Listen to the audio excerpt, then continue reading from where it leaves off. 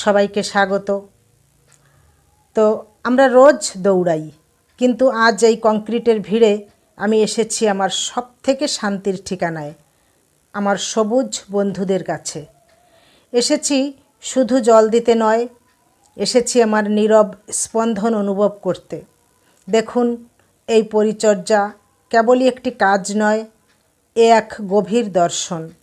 প্রতিটি সম্পর্ক, প্রতিটি অর্জন ঠিক এভাবেই একটু মমতা, একটু মনোযোগ দাবি করে। যখন আমি এই গাছগুলির যত্ন নিই, তখন যেন নিজেদের ভেতরের শূন্যতাকেও পূরণ করি। তো জীবনের শ্রেষ্ঠ বিনিয়োগ হলো ভালোবাসা এবং নীরব সেবা।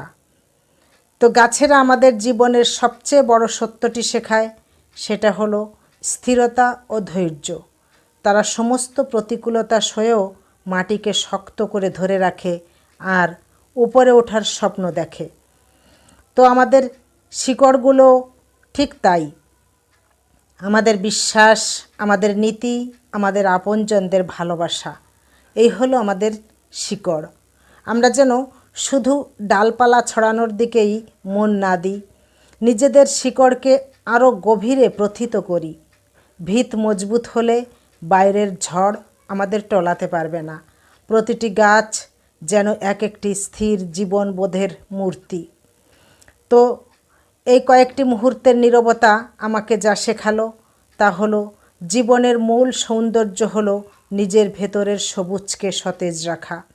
আমরা যেন নিজেরা অন্যের জীবনের ছায়া হতে পারি। আমাদের প্রতিটি চিন্তা, প্রতিটি কাজ যেন এই গাছের মতো প্রাণবন্ত এবং উপকারী হয়। চলুন, আজ থেকে আমরা নিজেদের মনের বাগানেও আলো ও জল দিতে শিখি।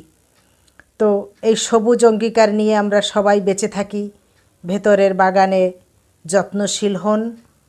আজ এই পর্যন্ত।